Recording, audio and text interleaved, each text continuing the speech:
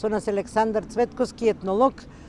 Имаме црковни обичаи, имаме и народни обичаи, богати, барем ова што се забележува во околу храмот, го имаме традиционалниот панаѓер, од каде што нешто се купува на Вели петок. Па, колку се разликуваат црковните од народните обичаи? Многу. Суштината им е сосема различна на едните и на другите и нив ги поврзува само постот. Значи ова е финале на големиот пост кој почнува на чисти понеделник после прочка и ова е страсната недела кај што се сконцентрирани сите обичаи кога треба да се замрси.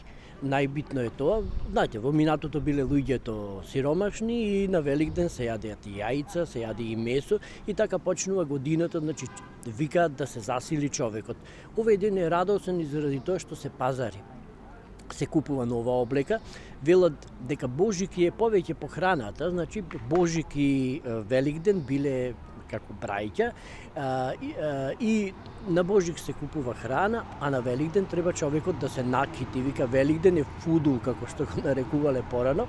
Затоа и на најмладите во Прилеп се одржува традицијата им се купи нешто ново за Великден. Апсолутно, за Великден се купува нешто ново, за Великден уште се купува и нешто земјено. На сабајето на Велики четврток, јајцата, првите 3 јајца обично се ставаат во некоја скршена црепна. Тоа символизира дека како за нова година. Четврток е последниот ден од годината, во петок почнува новиот ден. Петок е исто ден за магии, за чистење на куќата, например. Куќата се чисти не само од валканици, туку се чисти од можни магии. Невестите уште рано ги метат дворовите, ги метат куќите и ги бришат ногалките од столиците. Значи, мислат, ако некој во годината седал на тие столици со лоша мисла да не останало нешто. Исто, крпите и метлите се фрлаат. Во минатото имало многу земјоделска магија, кога се заштитувала стоката, домот, родилките, млекото и на родилките, млекото и на... Се што им е најбитно на луѓето. Се што им е најбитно, значи, за да преживеат, и било сконцентрирано сето околу самото семејство.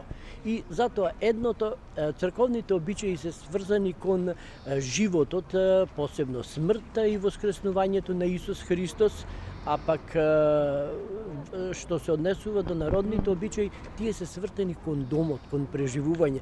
Знаете, луѓето се плашат дека се грешни, дека една година ќе престане да биде плодна, а во тоа време нема да дојде житото или било што од друго место, луѓето едноставно станувал помор.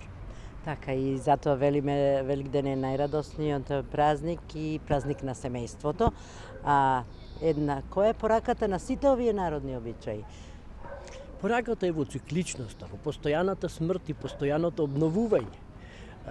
Јасно е, значи Христос умира да се роди, попатно го спасил и човештвото, се разбира, така и природата секоја година умира во зима, се раѓа во пролет. Па и треба да ја добиеме пораката дека ако тој страдал за нас, да бидеме подобри.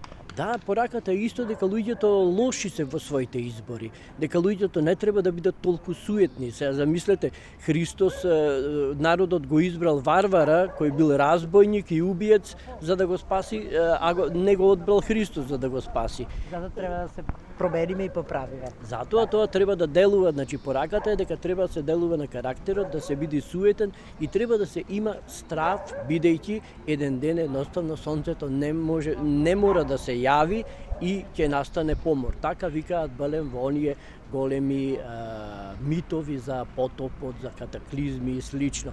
Човекот едноставно не треба да биде суетен и треба да биде свртен кон домот и кон обстојувањето.